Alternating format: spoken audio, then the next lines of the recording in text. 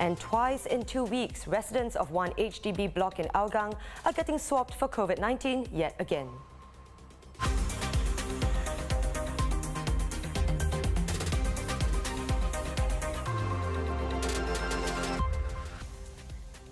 This is the Straits Times Newsnight. Good evening, I'm Chao Suen. A 16-year-old boy who was wrongly given the Moderna COVID-19 vaccine is said to be well and not suffering from any severe side effects. The mistake was discovered at Kolam Ayer Community Club Vaccination Centre on Thursday, when staff identified that the boy was under 18 years of age after he had been given the shot. The Moderna vaccine has not been authorised for use in Singapore for those under 18. Here's Education Minister Chan Chun Sing speaking to reporters during a visit to the ITE College Central Vaccination Centre this evening. We've been in contact with the family and the student, and they are coping well. There's no adverse side effect thus far, but we'll continue to make sure that we keep an eye on the health and safety of the student affected. Investigations found that the teenager's date of birth was wrongly entered when booking the vaccination appointment, and this resulted in his age being incorrectly registered as above the age of 18, making it possible for a Moderna vaccination centre to be selected. Mr. Chan says the authorities will be reviewing how the registration process works. There's a process whereby the MOH staff will look at the registration process to see how we can minimize the chances of a wrong entry.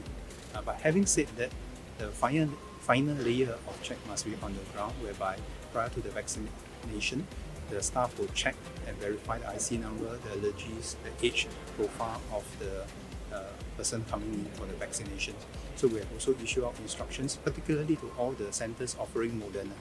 It's less of an issue for the centres offering Pfizer, because Pfizer is able to be used for all age groups.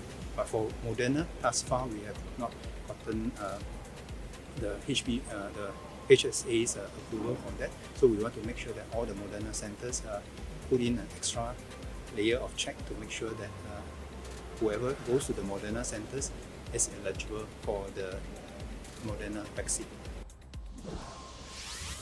Now, starting from tomorrow, visitors will not be allowed at residential care homes serving the elderly. This is in view of the recent spike in COVID-19 community cases. The temporary ban will be in place until Sunday, June 20th, to reduce the risk of importing COVID-19 into such settings and the risk of cross-transmission. The Ministry of Health saying that it will work with the homes on strengthening precautionary measures within their premises to assist them in resuming physical visitations safely. This latest restriction follows the discovery of a COVID-19 cluster at Minesville at Napiri Home, which has 27 cases. And it's deja vu for residents of Block 506 Hougang Avenue 8. 2 weeks after they were swabbed for COVID-19, they are having to do it all over again. And like last time, the testing is mandatory. This comes after a new cluster has emerged of 13 cases linked to the block. And the authorities are going even further this time. Residents of 7 neighbouring blocks are being encouraged to voluntarily undergo testing after viral fragments were detected in wastewater samples collected from some of these blocks. Here you can see where the 7 blocks are located in relation to 506. The Health Ministry says the mass testing will help to prevent further spread and detect asymptomatic cases.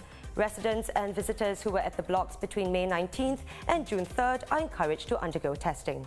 One expert we spoke to says it is concerning that new cases are still being found after 2 weeks. When we found the first few cases, they were put in isolation and their close contacts were put in quarantine. But the fact that the wastewater surveillance is still detecting cases indicates that there may be some hidden cases, and it's good that we're picking them up through this large-scale testing and surveillance. So, what is good about this whole episode is it shows that wastewater surveillance works. And this is a tried and true method. It's been used in Australia and Germany. And in fact, in Australia, that's how they identified the occasional cases of COVID-19. And this wastewater surveillance has even been used in Africa when they're trying to pick out polio cases.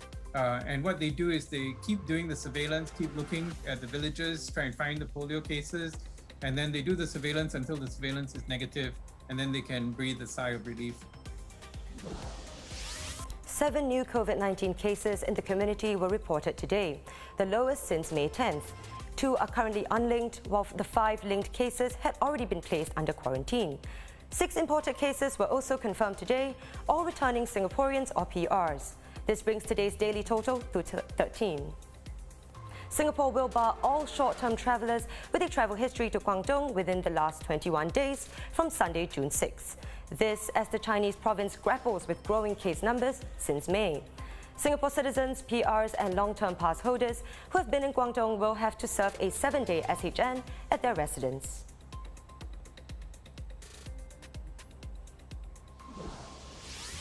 A 20-year-old man has died after suffering severe burn injuries after his PMD caught fire while he was in a lift.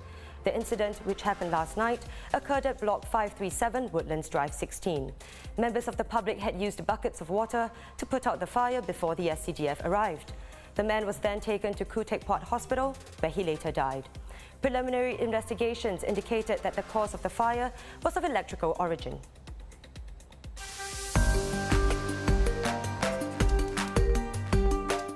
Now don't turn your nose up at this next story. If you love durians, here's a heads up. Prices are expected to spike as we approach the peak season for the king of fruit starting this month.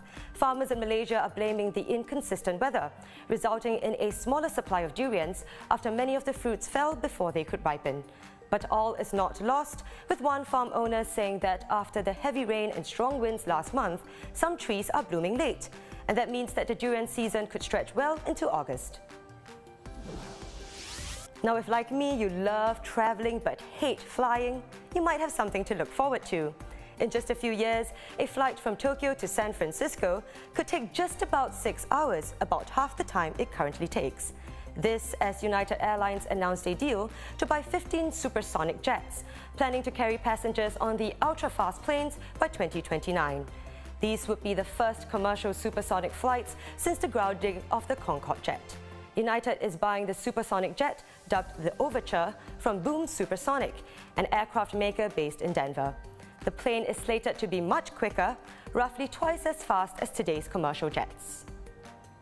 And the planes would be ready just in time, as experts predict that global travel is likely to only recover to pre-pandemic levels by 2024, with some countries expected to recover faster than others. Now, I'm not sure about you, but I am very eagerly awaiting the day we can all travel again. Now, it's starting to look like the making of Mission Impossible 7 is an impossible mission in itself. Filming has been halted yet again after COVID-19 infections were detected, and the crew will have to self-isolate for 14 days. According to the British tabloid The Sun, actor Tom Cruise is not one of those infected. Now, this is not the first time production has been disrupted due to positive cases on set. The latest setback comes after Cruise was heard shouting and swearing at the film crew for breaching COVID-19 safety protocols. In the audio recording that leaked last December, he was heard scolding the crew, telling them, "I don't ever want to see it again, ever. And if you don't do it, you're fired." The film is slated for a May 2022 release.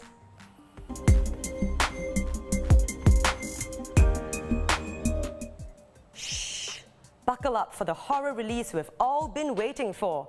A Quiet Place Part 2 will be launching in cinemas here starting tomorrow, June 5th. By popular demand, the sequel to the 2018 hit will show here ahead of the official release date of 17 June. The film has seen rave reviews and much excitement, topping charts despite the ongoing pandemic. The film collected a whopping $57 million at the US box office over the Memorial Day long weekend. Here are the stars of the film on what you can expect. What is going on? Oh my God! It's very exciting to be able to come back to the theaters to see A Quiet Place 2 because it was always designed for a theatrical experience. It's such an inspired sequel. The world expands in this one because they have to venture out. Run. The second movie is much bigger. It's a much scarier movie. It's a horror movie. You want to watch it in the dark. Jump and leap and gasp together.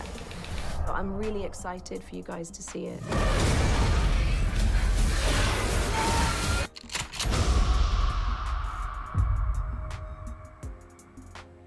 Now, I don't know about you, but I sure am excited to catch it. And speaking of seeing the film in cinema, be sure to tune in to Newsnight on Monday for a special giveaway. And that wraps up today's show. Do visit straitstimes.com to see more news and videos. You can also subscribe to our YouTube channel by hitting the button below. Keep safe, and I'll see you on Monday.